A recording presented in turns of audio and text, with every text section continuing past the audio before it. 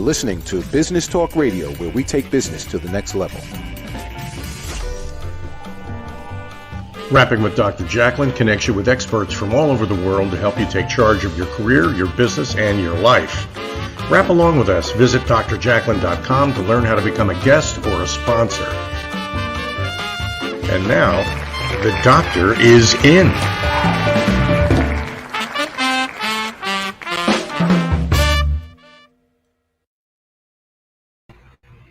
Hello and welcome back. We are so happy to have you here on USA Global TV. You are watching the Underdog Show. I'm Dr. Jacalyn Kerbeck, and I am your host, executive producer, director, and broadcast engineer. My guest today is a very special person. He has his own story to share, but he's been helping people change their lives and realize that there is hope. Let us welcome Dr. Saf Buxy. Hi, doctor. Hi, doctor. Doctor. Two different kinds of doctors, but yes, doctors. It's so nice to meet you. Lovely to meet you, Dr. Jacalyn. I've waited so long to be on the show with you because I watch a lot of your work, and I know Ben as well, and Philip and Ian, and it's been a long time coming, but sometimes things happen after a certain period of time, and I'm just grateful. So much gratitude right now to be on your show. So thank you for having me. I feel the same way towards you, and I'm really sorry that we kept you waiting. The other show ran over, but we will make sure that this show is all about you and getting the message out that you're helping so many people. You are a social behavioral coach. You are an addiction specialist, a speaker, a presenter, and an author. And we can see behind you, I'm going behind you, we can see behind you your book. So let's just start off with the name of your book. It's called Out of the Madness, A Message of Hope. And it's a book that I guess it took me 3 years to write and get it published eventually.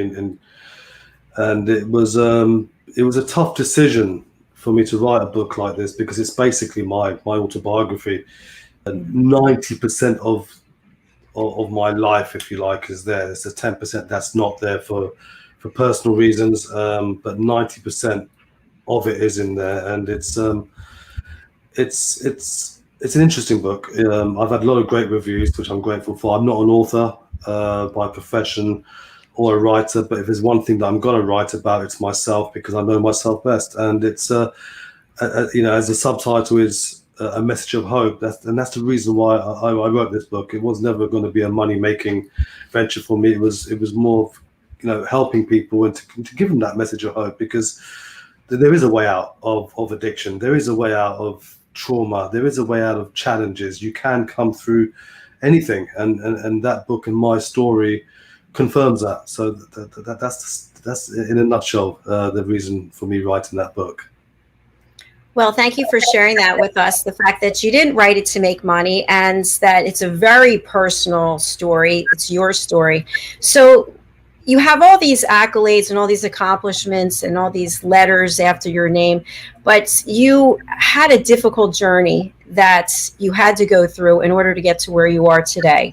So if you would share with us whatever it is you feel comfortable about that journey. We are on the Underdog Show, and of course our goal here is to inspire other people so they realize that they're not alone and that they can have success story like yours as well. Yeah, of course. I mean, you know what, Dr. Jacalyn, we've been going through some distressing times for many years, and especially the last 18 months with the pandemic and everything that's been, everything that's involved. But this is where I see a commonality with humanity, whether we're talking about racism or, gender inequality, homelessness, domestic violence, whatever we're talking about, ignoring mental health and addiction. We're talking about exploitation. We're talking about the fight against injustice. And I think as human beings, we've become disconnected. I myself, I've caused chaos most of my life, been very selfish, been hard to live with, hard to work with. But I've been, I'm very grateful today that so many people gave me this wonderful chance especially my children and my wife. And that's when humanity's at its best, when we support each other, and we avoid cancelling each other out for past mistakes, but instead help each other grow to redemption. And I truly believe, I mean, anecdotal experiences, yeah, they're respective, but I'm a firm believer that a lesson lived is a lesson learned. And through the chaos of my life, I've ascertained a certain comprehension of addiction and trauma. And that's because I've lived it. I'm by no means asserting that I'm an omnipotent being that can transform the indomitable. What I can say is that I'm someone who knows. I'm someone who's been there. And it took me a while to realize that I was an addict in the first place. I remember it was a 33-year addiction that I was involved with.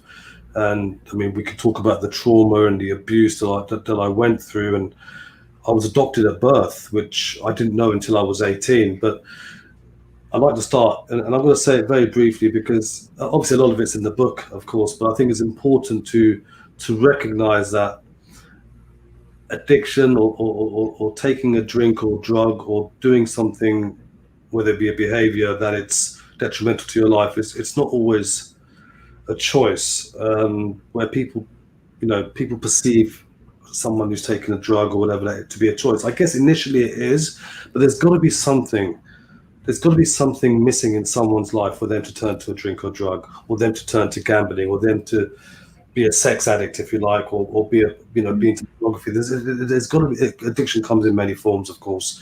And doctor, yeah, may I ask you a question about that? Please, yeah. So when you look back, you said your addiction was 33 years. Do you remember the first time you had a drink or a drug or whatever it was? Can you pinpoint that exact time in your life? Yes, I can. I was 11 years old.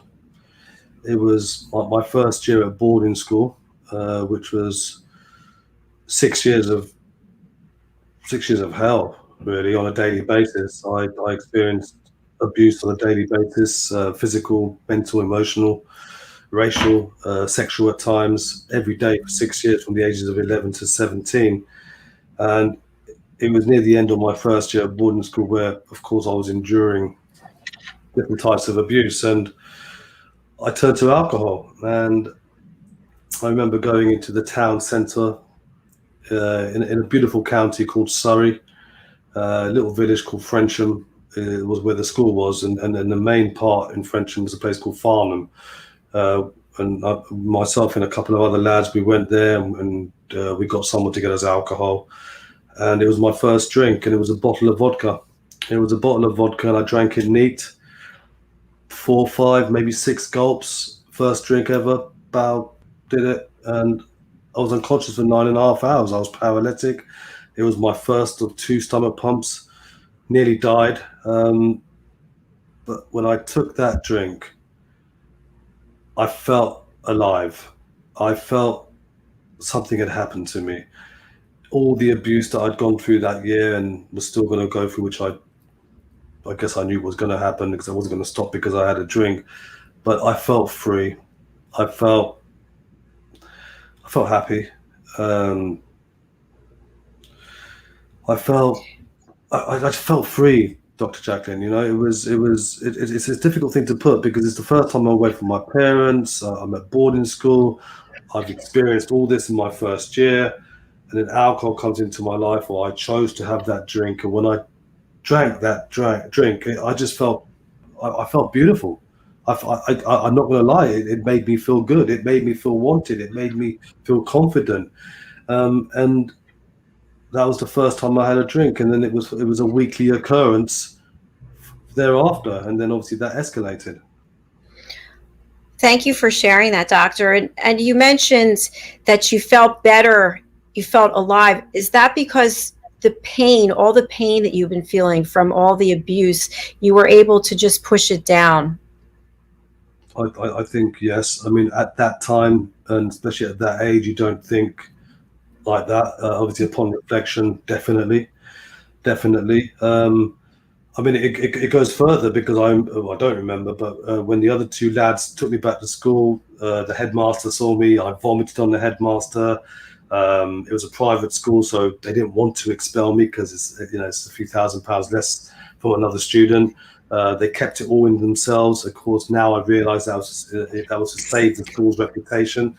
But of course, the rest of the school learned about this. That Saf Buxy puked on the headmaster, was paralytic, and had his stomach pumped.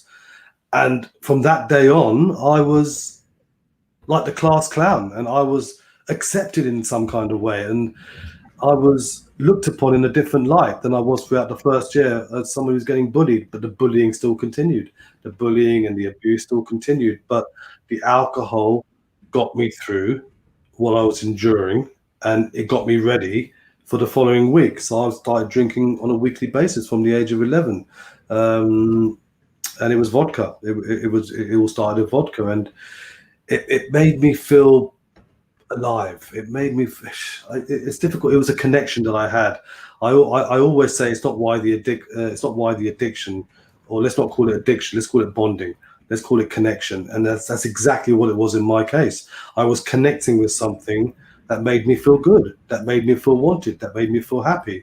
And my choice at that time was alcohol. Would I have connected with that if I didn't go for the abuse? Probably not. I can't say, but probably not.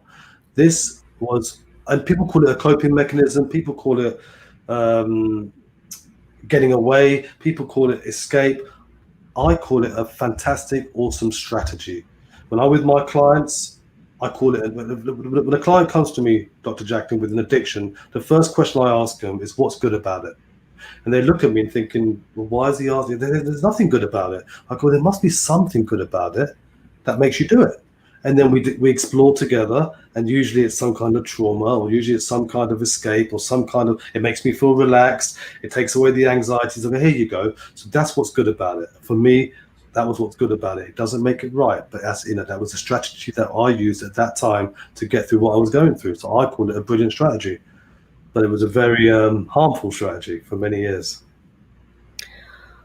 That's really interesting the way you describe that from that perspective, and I appreciate that. So what happened next? Did things start to escalate and you realized that your life was unmanageable, or what happened? Yeah, I mean, obviously that's the first year of the 6 years, and the abuse still continued. As I say, there was sexual abuse at times, varying degrees, which no child should go through, but putting that to one side respectfully, the physical abuse was daily, the mental abuse was daily, the racial abuse was daily, and it was hard. But in the 80s, which is when from 1983 this was happening, there was a massive code of silence, especially in the UK, and you don't say anything, you don't snitch, you don't sneak, you don't grass, whatever you want to call it, and you keep it to yourself. And I kept it all within. And the only way that I got any kind of relief from that pain, as Dr. Gabor Mate says, it's not why the addiction, it's why the pain, was by drinking. And that continued, and the abuse continued for 6 years. The alcohol intake continued for 6 years. And from weekly, it became 3 times a week. And then when I left boarding school, I went to college, and the alcohol went to another level. And then when I was 18, I found out that I was adopted by my adopted parents. They only adopted one child, which was me, so I was like an only child. And I found out, after going through all that abuse for 6 years and all that torture and all that, which is all in the book, I find out a year later from coming back home from boarding school that, son, you're adopted. And that my whole world just came down. It was like my whole life was a lie. And inevitably the way I coped with hearing that news was drink.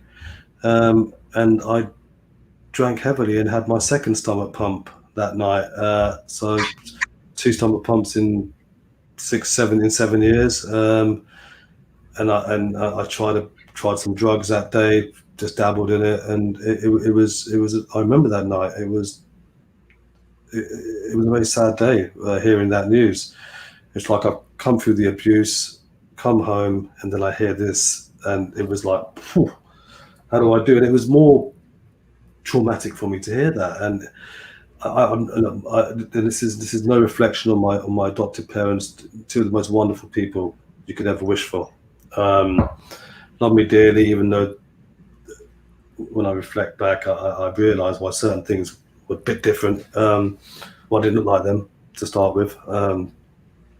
There was never a maternal or paternal love. Obviously, I've studied psychology since then, and I've realised that there's mentally it can affect, or it does affect a child, because the initial bond that you have when you're in the womb.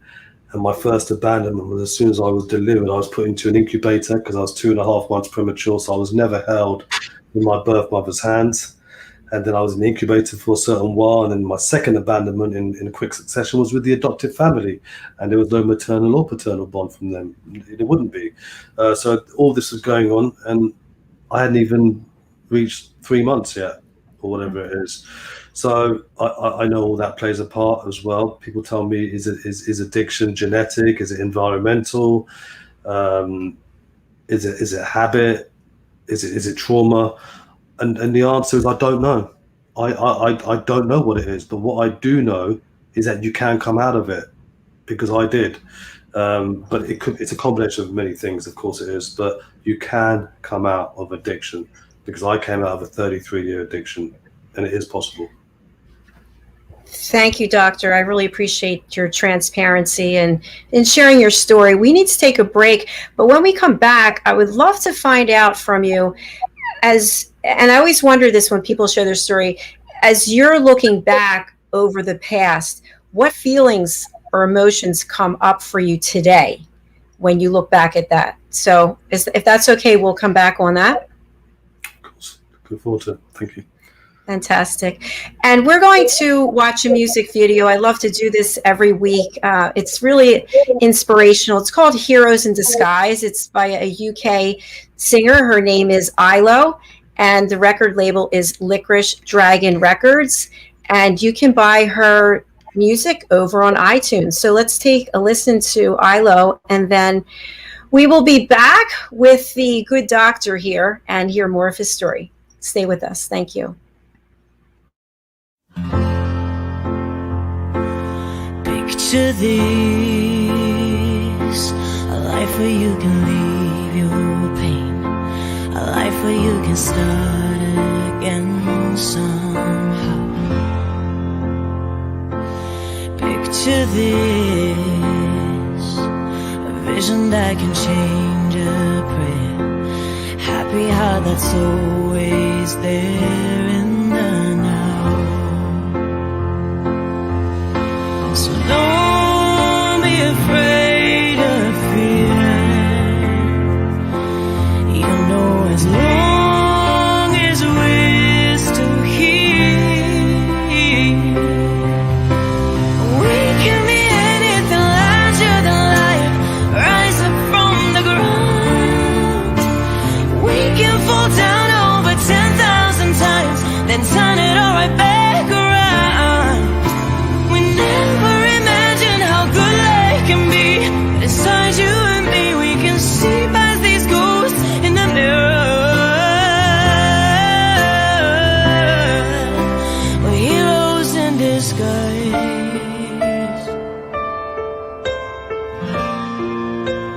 heroes in disguise.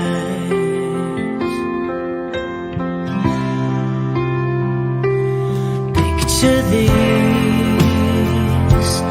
losing everything you got, never having had a lot, but holding on and on and on.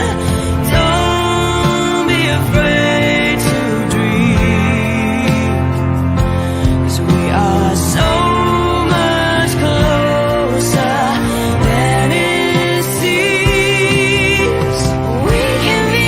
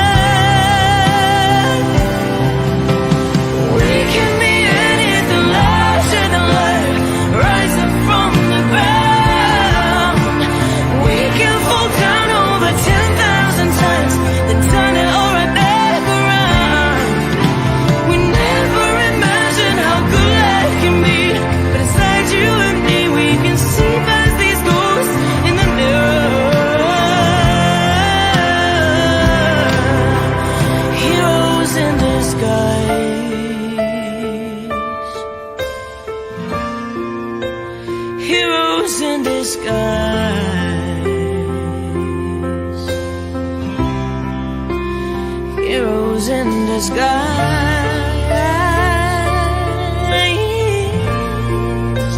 Heroes in disguise.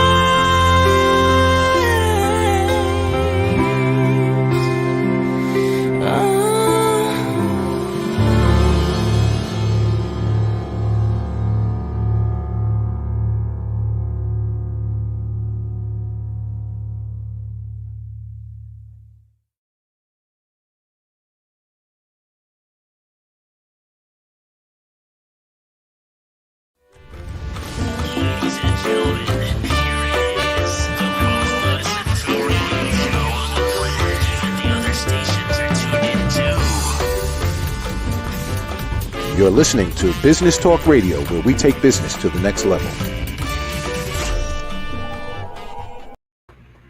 Hello and welcome back to USA Global TV, the Underdog Show. My guest today is Dr. Saf Buxy, and in the first segment of our show, he was very forthcoming and transparent in sharing his journey from 11 to 17 years of age. He was abused and he turned to vodka to try to deal with his situation, and as he describes, feel like he was alive. And then at the age of 18, he finds out that everything that he believed in about his family upbringing was not true. And he has suffered 33 years of addiction, but has turned his life around and is here today to share his story and help others. So welcome back, Doctor. Thank you. Thanks, Doctor. Thank you. Before the break, I had asked you if you would share with us telling your story today and thinking about that young boy, that young man, and the emotions that came up for you then. What's coming up for you today? It's, I mean, these emotions and these thoughts and what I'm going to say now, it's after a lot of reflection, a lot of therapy, a lot of studying within the addiction field, within the field of human behavior, the field of psychology, and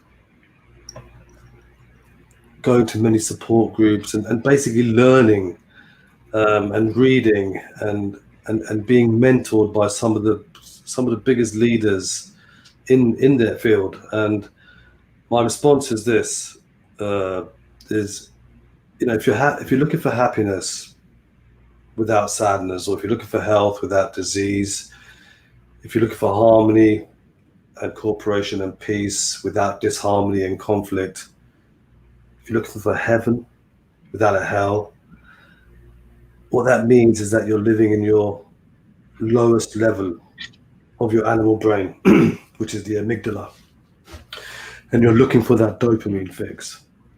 And people who do that, and some people call it the masses, they're vulnerable, and they're basically going to be sold the fantasy that there's pleasure without pain, there's happy without sad, there's positive without negative.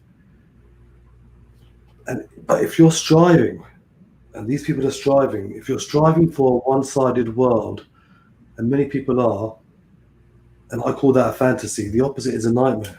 In Buddhism, they used to say the desire for that which is not available and the desire to avoid which is not avoidable is a source of human suffering, just like the desire for the one-sided world. Now, you're not going to have fulfillment searching for a one-sided world. When you're living by your highest priority values and you embrace them successfully and you liberate them together, you will only then continue to live a life of inspiration and a life of fulfillment. The reason why I'm saying this is because it's taken me a while to look at both sides of everything. With everything that I went through, whether it's the abuse, whether it's learning about the adoption, or whether it's the adoption itself, and the consequence or the consequential actions I took through the addiction, and where the addiction took me, in and out of the criminal justice system, in and out of hospital, causing chaos, causing destruction, causing mayhem everywhere, doing things uncharacteristically. The one thing that gets me through that today is acceptance. Acceptance is definitely the answer to all my problems today. If I'm disturbed, it's usually because I find some thing, some place, some situation, some person unacceptable to me. Until I can accept that thing, that place, that situation, that person, only then I can get serenity. Only then I can get peace. Only then I can get fulfillment and be inspired. Now, I'm not saying acceptance is agreeing with what happened or celebrating what happened, but it's accepting what happened. I always say to my clients that there's two things that hold us back as humanity: guilt and shame from the past and fear of the future. Let's live in the present and let's accept what's happened. Until we can move on from the past or accept what happened in the past or see how it served us today, we will get no serenity and we'll stay in that rut. Forget about the future, because we don't know what's happening in the future. So why are we thinking about it? Let's stay in the present. So my message there is that there's always look at two sides. As I say, that there's no prey without a predator. There's no predator without a prey. There's no high without a low, no low without a high. If something good or something positive is happening in your life, look at the drawbacks. If something negative is happening in your life, look at the benefits. So someone might ask me, well, what are the benefits of the abuse that you went through? Well, there are many benefits, because unless I look at the benefits, we're not saying it's right, it's very wrong, but until I look at the benefits of what's happened to me, I will stay there and I will not move on. There's every chance that I will relapse, or every chance that I'll continue my addiction, every chance that it will be going downhill. The benefits, how it served me today, well, look how it served me today. It's given me the opportunity to help other people who have experienced or suffered the same way as I did, to help other people who may not have experienced or suffered what I did, but to give them a message of hope that you can come out of anything, absolutely anything. But let's look at it. How does it serve me? It served me in studying. It's brought my relationships closer with my wife and my children. Okay, it's education. I mean, I'm doing a TED talk, and it's going to be from drug addict to doctorate.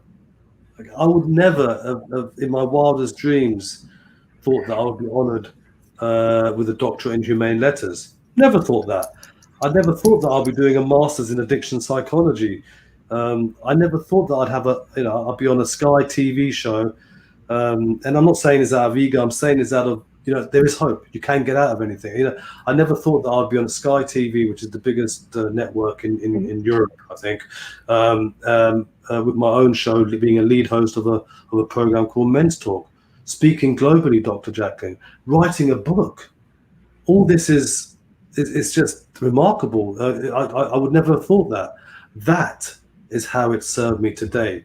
That is how it served me. So when I say look at the benefits of a negative and bring it to an equilibrium, only then you can live a life of inspiration and fulfillment. And it works the other way, right? When you see someone who's got a new job and they've got a promotion and they're all on this high and they're being governed by this dopamine rush, they want to stay there. Very rarely do they look at the possible drawbacks. And that's dangerous. It's dangerous. Yes. It's drawbacks. It's two sides to everything. Because if you don't look at the drawbacks and if and when it does eventually happen, it's going to hit you hard. If you look at it and bring it to an equilibrium and don't get governed by the dopamine rush, which many, many people do, both sides, until you do that, you will not live a life of inspiration. That's transformation right there. Yes, sir, doctor. It definitely is. And I'm just loving everything that you're saying. We also have a couple of comments. And do you say her name, Gisela? Ghazala Jabin. Oh, Ghazala, nice to meet you. And then a follow-up comment is, well said. So my question for you, doctor, is we looked so far very briefly at overcoming adversity. Obviously, we could talk for hours about what you went through and how you overcame it. And now I'd like to go into the hope and inspiration mode. So when was the moment, we talked about the moment you took your first drink, when was the moment you realized I'm going to do something to change the way I'm living, and what did you do? It's a very interesting episode that happened. And I remember it clearly because I now call that my birthday date, my sobriety date. That I celebrate that as if it is my birthday. In fact, it's like I was not reborn. It was like I'm born. you know, and 11th of August, never forget it. But it was the 10th of August when I was working as an asset manager, and I'd gone to Berlin in Germany to look at some assets. And that night in Berlin, I inevitably got drunk and got arrested for drunk and disorderly, and another police jail I've experienced globally, and this time it was in Berlin. And I remember sitting there, and my boss had seen all this happening. He was in the hotel room next to me, and I remember sitting in the police cell and looking around and thinking, wow, this is the nicest police cell I've ever been in. And I'm thinking, how can anyone be thinking like this? And the night before that, I transferred a substantial amount of money from my wife's account again. The week before that, I got arrested again in London or in the UK. So it was a constant thing. And but even then, I didn't really think I had a problem. I was in denial even up until then. Anyway, I finally got released, took the flight back. I inevitably got sacked from my position as an asset manager, literally on the flight back.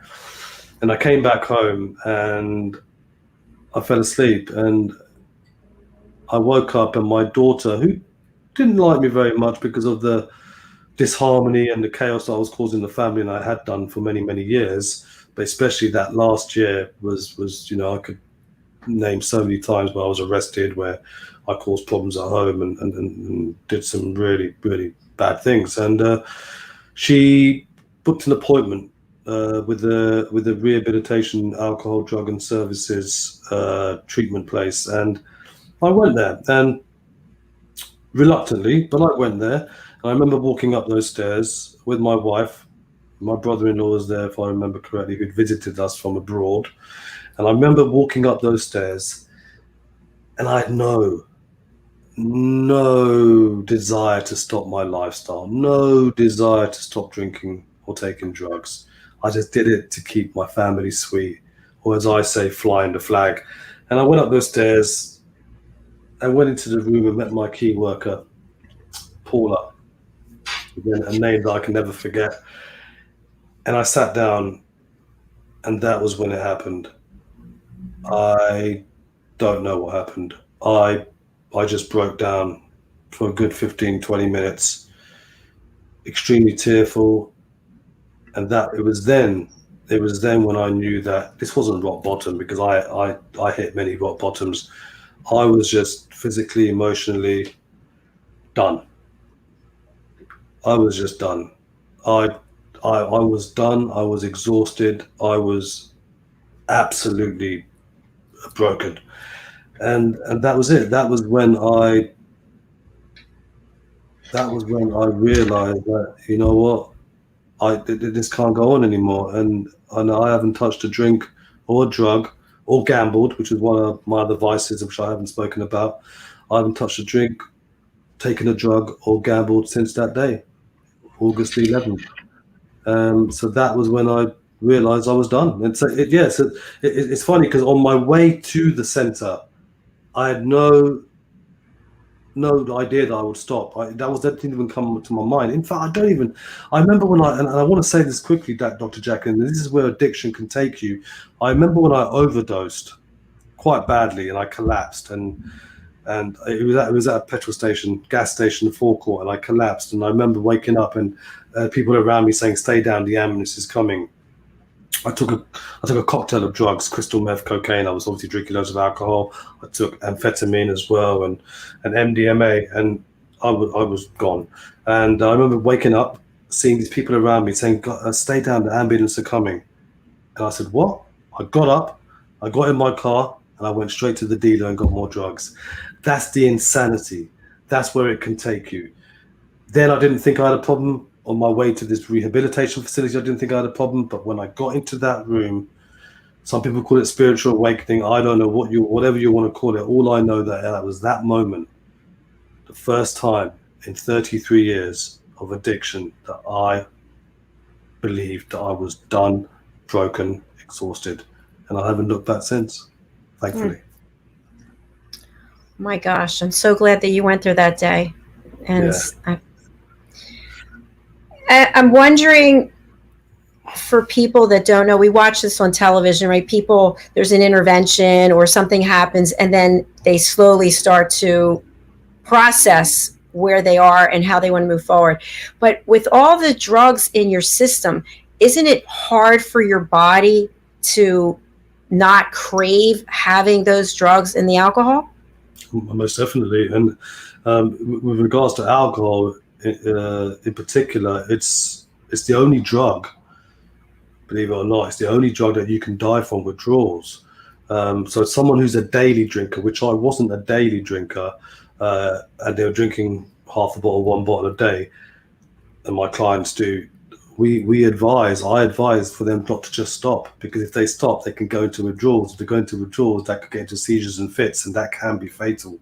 They can die. So we ask them to reduce. And if you do experience withdrawals, we ask them to have a drink. I ask them to have a drink or call the ambulance, because that could save their life. My story was, I was more of a binge drinker, but when I drank heavily. So I didn't per se go through, I went through withdrawals, but not the alcohol withdrawals. I went through withdrawals more so from the cocaine and the crystal meth. And you can't actually die from that, but it's very, very, very, very uncomfortable. The body, in terms of crystal meth withdrawals, the body cramps up. And you can't move, and it's not nice at all. But once I got through that stage, and I got and the rehabilitation had started, and the therapy had started, and the fellowships, and I've got to big up the fellowships. They were a massive part of my early recovery. And then I volunteered in the services, and then I studied and read and trained and started working in the prison service with other addicts who were offenders, and I tried to help them through their addiction. And I worked in the community, and then things just happened, and I studied more and trained more and learned more about addiction and trauma and mental health and human behavior and social behavior, and I brought it all together. Dr. Jacalyn, I brought it all together, and I've now created my own process called the Buxy Recovery Process, and that is what I use with my clients, and that is what I talk about. And it's a combination of everything that I've learned and my own experience, not just personal, but professional, academic, and I brought it all together, and that is what I use with my clients. Congratulations. What an incredible story. I am so proud of you and so happy for you. Thank you. Thank you, Dr. Jacalyn.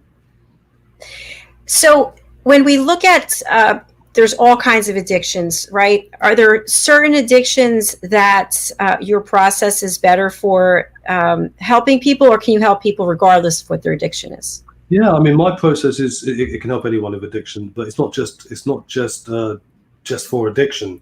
It's for people. It's more of a self-empowerment process as well, because a lot of people who experience addiction, but even people who don't experience addiction, there's people out there who have low self-worth, low self-esteem, no drive in life, who've experienced some kind of trauma, but not necessarily have turned to addiction. People who have anxiety, people who are, in depression. My process helps everyone, absolutely everyone. Even if you're feeling a bit low, come to me, and I can help you.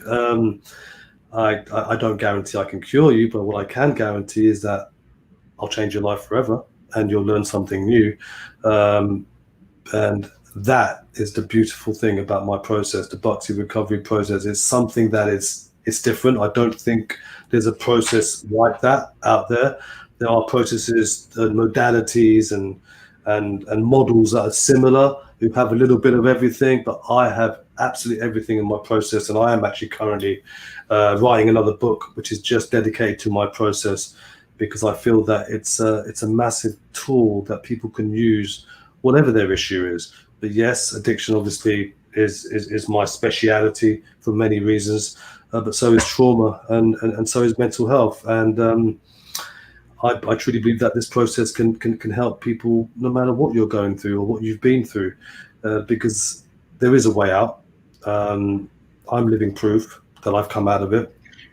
Not to be complacent, because it's a challenge, it's a battle, it's a program every day that I'm working, and I work with my clients and I work with people around me, which of course also helps me in turn.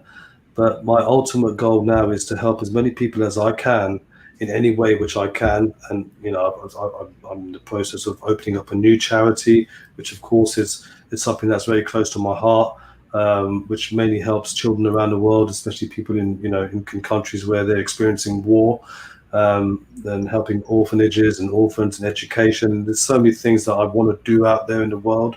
But of course, my main goal at the moment is helping people through addiction, through trauma and mental health. So yeah, the answer to your question is, yeah, the process helps many people. It can help everyone. Really, it's something that works. But of course, you have to work at it. It won't just work just like that. Brilliant. You started at the beginning of the show talking about the duality of positive, negative, heaven, hell, good, bad. So when someone is looking to change their life, whether it's because they have an addiction or they're just not in the place that they want to be, and you can envision the positives, you can envision how your life could be. What about some of the negatives so in other words, the realism, when you say to yourself, okay, if you're going to make a change, these things are going to happen, like you have to do the work. What are some of the other bad things that people might perceive as being bad in order to change that they have to eliminate? Of course, I mean, the biggest thing I say is, no matter, just because you're trying to change and trying to transform and trying to better yourself in a way, or trying to get away from something, because it's not always about learning. Sometimes it's about unlearning. Life will still be life. You know, I'm a strong believer that we have to try and live life on life's terms, live life the way it is, because people are still going to die around us. We're still going to have losses. We're still going to have people trying to fight with us. We're still going to have disappointments in our lives. We're still going to have things that haven't gone accordingly to plan. These things will still happen. We're still going to have arguments with our partners, our children. Road rage may happen. We may not get a job. We may get fired from a job. It's what we do. It's what we do when this happens. Where previously I would have turned to a drink or drug, because that's the only way I knew how to survive, to escape, as a coping mechanism, or as I call it, a fantastic, awesome strategy. Where I've learned that from TJ Woodward from Conscious Recovery, a very good friend of mine, who calls it a brilliant strategy. I've taken it the next step by calling it awesome. Hope he doesn't mind.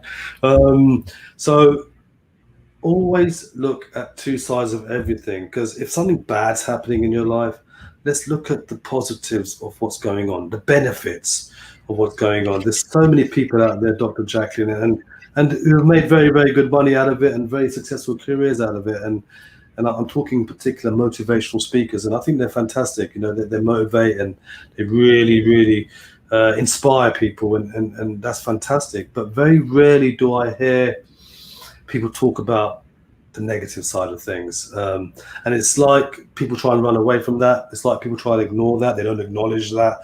I'm someone who acknowledges both sides, because I think it's important too, because I've had both sides. Definitely had negatives, and I'm definitely having a positive lifestyle right now. And I'm having a positive lifestyle because I've acknowledged the benefits of my negatives. And anything that's good going on, I'm also acknowledging the drawbacks of the benefits, because you can't be complacent. Complacency does kill, whether it's an addiction, whether it's in life, whether it's your mindset, full stop. You have to keep on working. You have to keep on being alert. You have to keep on being focused with a purpose in life, with a purpose within yourself. And it's important that it comes intrinsically, not extrinsically. If you could come from within, because if I need to go to a motivational speaker for myself to be motivated, it means it's something external. You know, it's an external factor that's helping me through. And yes, that's great, but it's not coming from within. It may do eventually, which is beautiful. But if it can come from within, there's every chance that you'll live a life of inspiration. There's every chance that you'll live a life of fulfillment. It's all about within and intrinsically, which is important. If we're doing it because for someone else, or if we're living up to someone else's values, and values is a massive, massive part of my work, living by highest priority values. If we live up to someone else's values, then there's a chance that we might get resentful. There's a chance that we might get sad. We may not want to do it. Dr. Jacalyn, never put anyone in a pedestal. and never put anyone in a pit. Put them in your heart. Put them in your heart. And once you put them in your heart, and live by your own values, because only then you'll be inspired to do what you want to do. If you start living in other people's values, then you're living a lie, really. Some people do things because to try and avoid punishment or for a reward, but that's not intrinsic motivation. That's an external factor, is the reason why we're doing it. If we do it because it genuinely comes from within, if it genuinely comes intrinsically, only then we can be inspired in life. Well said. Thank you very much. Do you work with people all over the world, regardless of where they are? Yeah, definitely. I mean, the pandemic, and again, it goes back to the negative and the positive. I mean, the pandemic has been very bad for many people, but it served me extremely well. I mean, I've experienced some very serious and close deaths, which has been very hard for me, especially this year. But the benefit of the pandemic is it's served me well, and it's given me the chance to do interviews on this wonderful platform, this wonderful stage, which is yours, which may never have happened in the past. It's given me the opportunity to work with clients in Australia, in the USA, in South Africa, in Turkey, to mention a few countries, of course, in the UK, even when I can't go out. When there was a lockdown, we couldn't go out. It's beautiful. So globally, it's been fantastic. Of course, with the technology we have, I work with people anywhere in the world. That's the answer to that question is yes. That's wonderful. And as we come to the end of our show, what does it look like to work with you, and how does someone actually reach out to do that? Yeah, there's many ways to reach out. I guess the best way is to go to my website, which is it's actually it's on the banner below. It's just www.safbuxy.com, which is my name, and all the details are there. There's a Calendly link there. You can book an appointment, a free consultation. We can have a chat and see if we can work with each other and see if I can help you and see if I can be of value to you. Of course, I'm very active on social media, on the Facebooks and the LinkedIns and the Instagram. So please, Google me or Google my name, and you'll see a few things I've done. I'm on a few shows as well, and I'm always around, doing different things. I'm going to a wonderful psychiatry conference in Paris on November the 1st. So you're welcome to come and see me there. It's going to be amazing leaders in psychology who are going to be there. I feel very humbled to be amongst these wonderful people. So yeah, the best way to find me is through my website, but most social media, type my name in and I should come up. And what you'll get with me is, we'll talk. We'll have a chat initially. I'll hear you, and I will also then respond to what you've said and how I can help you. If I believe that you're not ready, if I believe that you should maybe try something else before we come to me, because usually the people who come to me are people who've tried everything else and as a last resort, or people who've tried something and they're doing really well, but they want to go to the next level. They're mainly my clients, but I do see some people, as a first resort, but only if I feel that it's going to be ready, because I don't want to waste anyone's time, money, or effort or energy. But I do want to help people as much as I can.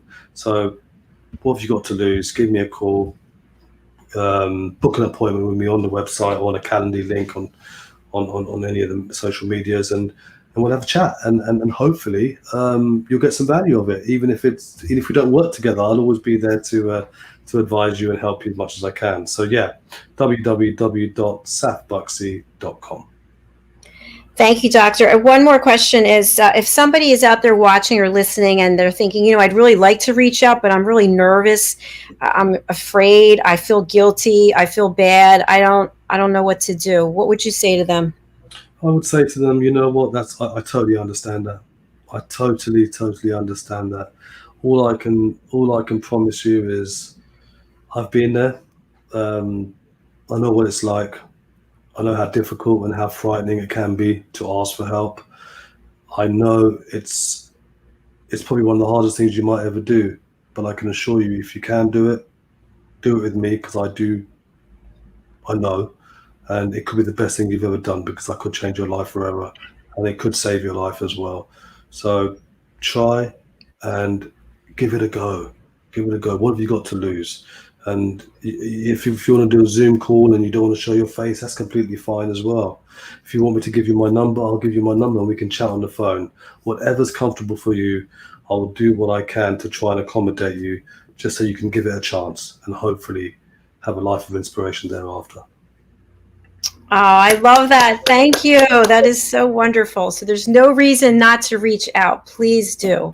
And if you're listening on the radio, Business Talk Radio, Dr. Buxy's website is www.safbuxy.com. If you're joining our show late, please go over to our YouTube channel, USA Global TV, and you can watch the show from the very beginning. And please do reach out to Dr. Saf Buxy, because he's been there. He's lived through it, and he understands what you're going through, and there is hope. Thank you. Most definitely. I'm so grateful to be on the show. I really am, Dr. Jacalyn. I really am. Thank you. Thank you. I'm really grateful that you're here as well. And, you know, I didn't ask you to do this, but if you're open to it, I'll take us to a quick break. I was wondering if you might want to read from your book. I can do, yeah. Okay, perfect. I will take us to a quick commercial break, and when we come back, we will hear from you directly, your words about some of your experience. Okay. All right. Thank you. We'll be right back.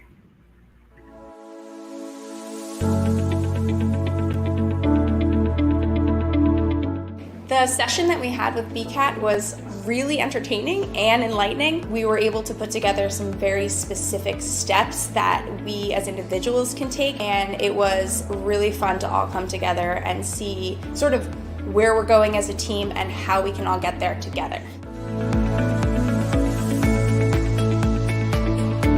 We had a tremendous experience with the BCAT partners. One of the challenges that we have as an organization is to make sure that we have the right people in the right chairs doing the right thing. To do that well, you have to have synergy. You can try to dream up ways to make sure that your group does that, or you can rely on experts. We would recommend BCAT partners to anybody who's looking to take their organization to the next level.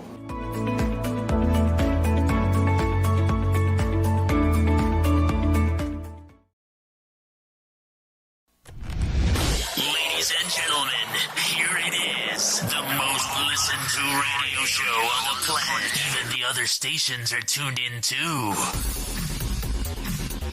You're listening to Business Talk Radio, where we take business to the next level.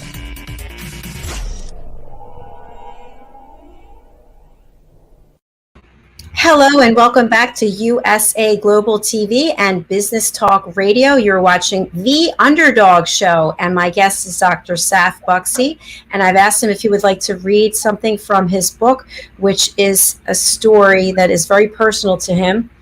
And I'm going to spotlight you and your book, Out of the Madness. Thank you. Yeah, Out of the Madness. I mean, there's so much to read, and I just opened this page. I thought the first page I'll open, I'll read it, and this particular chapter is called Car Wars, and I was running a car wash business, but I was dealing drugs from there, in fact. And I'll read the first page, and the name of my car wash was called Low Dosh Car Wash, and I'll read it. It's called Car Wash, Chapter 8. Call it delusional, but there was a time when I imagined that the Low Dosh Car Wash might become Maidstone's equivalent to Bada Bing Club. However, instead it evolved into something more like the A1 car wash from Breaking Bad, albeit on a drastically reduced scale. To anyone who passed it, it wouldn't have looked like anything other than a mundane backstreet car cleaning operation. But as far as I was concerned, it was the foundation stone of my business empire. The idea came to me when I was getting my own car cleaned. At the time, I was driving a massive Jeep Grand Cherokee with huge bass speakers in the back that would pump out gangster rap like Tupac and Biggie Smalls and Snoop Dogg at a decibel level that the entire world could hear, whether they wanted to or not. I used to go to a car wash in Strood, which is a place in England, and when I saw how busy it was, I thought to myself, I'd fancy a piece of this. Just like a hotel or something. There was this African guy who was the front man there, and it wasn't long before I stalked him and took him with me. On one occasion, I went to the main road and I saw my sign. We had a sign that directed people to the car wash. I saw my sign had been removed and flattened. As it was hard, water-filled base, there was no way that it could have blown away. However, I thought that it might just have been due to either some casual vandalism or perhaps a student prank. So I put it back into place. Then I went again, and I happened to see two guys moving it. I followed them until I saw them walk into another car wash up the road, at that point I realized what was going on. The rival car wash was run by members of local Albanians, the Albanian community, who had earned a certain reputation. Albania was and still is one of the most deprived countries in Europe, and so people would emerge from that chaos carrying a certain catch-it about themselves. If there was one thing that everyone knew, was that you did not bleep with the Albanians. I, on the other hand, didn't have many options. While I might have been living in an almost permanent drug-induced haze, I was still astute enough to know that calling the police was neither a smart idea nor an option. I think that they believed that I was a bigger villain than I actually was. So needless to say, they weren't going to be interested in helping me. However, for my part, I thought I was getting away with something, and doing anything that would unnecessarily draw attention to myself didn't seem like it would be a great idea. So instead, I made alternative arrangements and rang a couple of people whom I knew locally, and within an hour they assembled a multinational coalition of mixed-race, hard cases, hard-hitting Eastern Europeans and ex-cons, of whom there were plenty to call on, that Maidstone is home to one of Her Majesty's most popular residential franchises. At that time, our weapon of choice was the baseball bat, which could be purchased from all good sports shops as well as the bigger, less reputable chains, despite the fact that, in terms of participation, baseball ranked lower than either badminton or tiddlywinks. The good news was that there was no restrictions on ownership. I went into the car wash. Hey, Vladimir, nice to see you again. How can I help? 24 baseball bats, please. Oh, you're starting a team? No, I practice in Moat Park with friends. And I carry on saying, I don't want to spoil the story, but I carry on. The last paragraph I want to read is, in a move that was only way meant to give them a warning, we destroyed the rival car wash. While I'm not proud of it now, that was the kind of life that I was in. You mess with my business, I mess with yours. I didn't like doing it, but I felt that I had to. And to some extent, it paid off. So that's... Wow. Wow.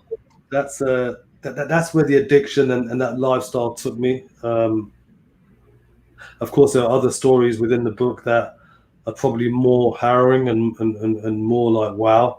But if I may, I'd like to read a couple of testimonials just to let you know what the book is. Sure. Everyone faces problems in their life, but most people are not like Saf Buxy, a man who successfully pushed through his self-sabotaging addictions and madness to using his past to serve humanity in a remarkable way. Saf Buxy shares his challenging life story and insights into life lessons in a way that make you feel that you are witnessing it firsthand. His story vividly depicts experiences of racism and suffering in London's East End in the 1970s. This book is a testimony of true transformation to remarkable service for humanity through Saf Buxy's devoted support for those seeking to make themselves whole again, no matter how traumatic their circumstances. Reading this book will transform your life. That's just one testimonial from a chap called Daniel Gutierrez. But yeah. That's very moving. Thank you. Before you put the book away, I just wanted to ask you, can you tell us a little bit about the cover? Yeah, the cover was, it took me a lot of covers to get through this. And it was designed by a very good friend of mine, Eugene. It's a shout out to Eugene. And basically, the cover was designed last year. In fact, it was probably the last thing that we did.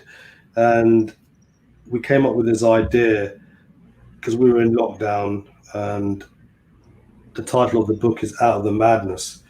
And I wanted to show someone that, not so much that there's light at the end of the tunnel, but even though that's what it is showing, but it's showing that you can go through any street, any alley, any road, any journey, and you can get to the end of it, no matter what challenges, what obstacles, what may be there, and actually come out of the madness.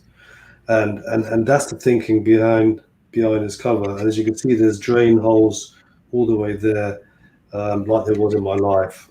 I was falling down drains all the time, but you can pick yourself back up and carry on walking, and you can get out of the madness. And this book is a message of hope. And just whilst I'm on here as well, another good friend of mine, Sal, she actually drew this for me, which is basically me, and it's House of Madness, and the crystals that you've got coming off half of my face is basically resembles a lot of things, but it resembles the addiction that I had to crystal meth. And also you can see by the shirt is very cleverly designed and very cellularly and cleverly designed as atoms and so forth. So that's the story behind the cover. And I love it. And I also like the titles of your chapters. Yeah, they're pretty decent. The titles. I mean, just to go through the titles. The first one's a face for the deodorant, which is about my growing up in the East End of London, and then you got Pierpont, which is a school where a lot of abuse happened. CCF was the army. On the outside, LA. I was in LA for a year and a half, living in Los Angeles, which is an experience that was wild. From Hollywood to Oakwood. So Oakwood is a place in England. And Love and Marriage, Car Wars. You Look Like a Drug Addict, Lashings, Flatlining, Addicted to Recovery, Filling in the Blanks, Survive, Overcome and Thrive, and then Connecting with Me. So it's I think you get value of it. Yeah, get it, guys. Absolutely. Where can people pick up a copy of your book? You can get it from my website or go on Amazon. But there's a link if you go into the book section on my website, safbuxy.com, and click the link. There's an American link, there's a UK link, and it'll take you straight to Amazon, and you can purchase it. Yeah. Dr. Buxy, it's been such a pleasure having you, and I'd really like to have you on some of our other shows as well, because I think you have a really important message to share. So I'll reach out to you and see if we can arrange that. I can't wait, Dr. Jacalyn. Thank you for having me. It's been my pleasure. Thank you. And that conference you're going to in Paris sounds very interesting as well. Yeah, definitely. It's going to be amazing. I can tell you. Do you want to give any information for people if they are interested in meeting you there? Yeah, I mean, to be fair, the details in terms of the venues hasn't been decided, but it's again, if you go on my website and stuff, it's all there. But it's a psychiatry conference in Paris with some amazing people, and obviously I'm going to be focusing on talking about addiction and trauma. But there's people from all over the world. It's one of the biggest psychiatry conferences that they hold on a yearly basis, and this year it's in Paris on November the 1st. But there'll be more information on my Facebook, and it will be on the website as well. We don't know the venue yet, but I know it's in Paris. So. All right. Who doesn't want to go to Paris? Come on. All right. Thank you, sir. It's been a pleasure meeting you, and I look forward to following your work and having you back. Thank you very much, Dr. Jacalyn. It's been my honor, my pleasure, and very humbled to be on your show. Thank you. Thank you. See you again soon. Bye. Bye-bye. Bye-bye. We've got the business talk show coming up right after this with my co-host Al Cini, and our guest is Christopher Evans. So please do stay where you are. We will be back in 25 minutes for the business talk show. Thank you again, Dr. Buxy. It's great seeing you. And please do go to his website, www.safbuxy.com. You can pick up a copy of his book. You can find out how to contact him and how you can change your life. We'll see you later.